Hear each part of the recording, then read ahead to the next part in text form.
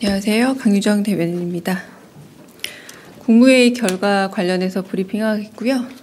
생중계돼서 모든 내용은 다 공개가 됐지만 좀 주요 내용들 요약해서 전달드리고요. 질의응답은 국무회의 관련한 부분들은 공개 질의응답하고요. 그 외의 부분들은 비공개로 질의응답하도록 하겠습니다.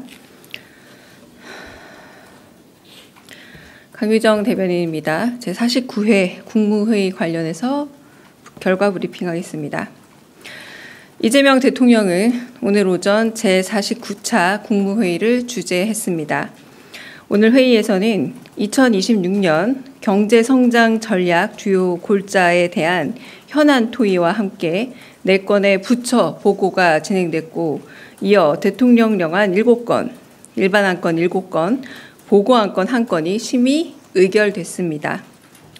특히 대통령령안 7건 중에는 이재명 정부의 국정과제와 관련된 법령 개정 3건이 포함됐습니다. 재생에너지 중심 대전환 구축과 관련된 신재생에너지법 시행령, 아동, 청소년의 건강한 성장 및 다양한 가족 지원을 위한 학교 밖 청소년법 시행령, 정비사업 공공성 강화를 위한 도시정비법 시행령이 통과됐습니다.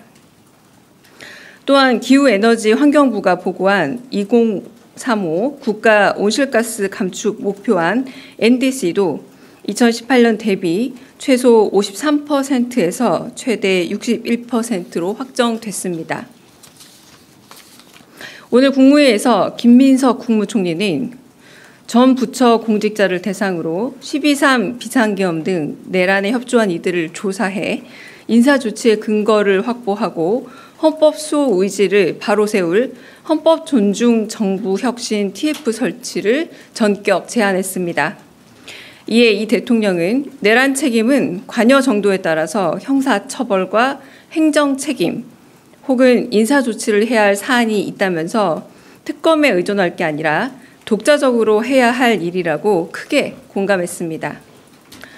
경제부총리가 보고한 2026년 경제성장 전략 주요 골자에 대해 이 대통령은 중요한 건 결국 민생이고 민생의 핵심은 먹고 사는 문제라면서 경제 회복에 총력을 다해야 한다 강조했습니다. 특히 식품 관련 물가 안정이 정말 중요하다면서 대기업들이 독과점적인 지위로 물가를 올리고 서민들의 부담을 가중시키는 행위를 철저하게 관리하고 통제해달라 당부했습니다. 또한 중소기업을 상대로 한 기술 탈취처럼 힘없는 사람들을 쥐어짜서 부당이익을 취하는 행위도 철저히 막아달라 강조했습니다.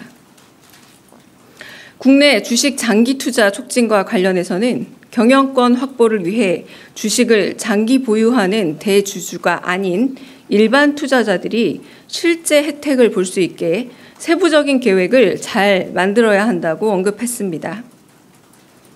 법무부가 마련한 혐오 발언에 대한 대응 방안과 관련해 이 대통령은 사실 적시 명예훼손의 폐지도 함께 검토해달라 지시했습니다. 또한 혐오 현수막을 달기 위해 정당법을 악용하는 사례까지 등장한다면서 정당법 개정 필요성과 함께 온라인상의 혐오 게시물을 방치하는 플랫폼 사업자에 대한 과징금도 검토해달라 당부했습니다. 문체부가 마련한 공연 스포츠 분야 안표 근절 방안에 대해서는 형사 처벌을 없애고 과징금 액수를 키우는 게 더 효과적이라면서 신고 포상금 제도 도입도 고려할 것을 지시했습니다. 오늘은 특별히 대통령의 모두 발언과 현안 토의, 부처 보고 외에도 일반 안건과 보고 안건을 심의 의결하는 전 과정이 생중계됐습니다. 대한민국 정부 사상 최초로 국무회의의 거의 모든 과정이 공개된 것입니다. 이는 국가의 주요 의사결정 항목과 과정을 국민께 투명하게 공개하고 국무위원들의 책임성을 높이겠다는 이재명 대통령과 국민주권 정부의 철학을 보여주는 조치 중 하나입니다. 이상입니다. 네, 먼저 국무회의 관련된 질의 먼저 받겠습니다.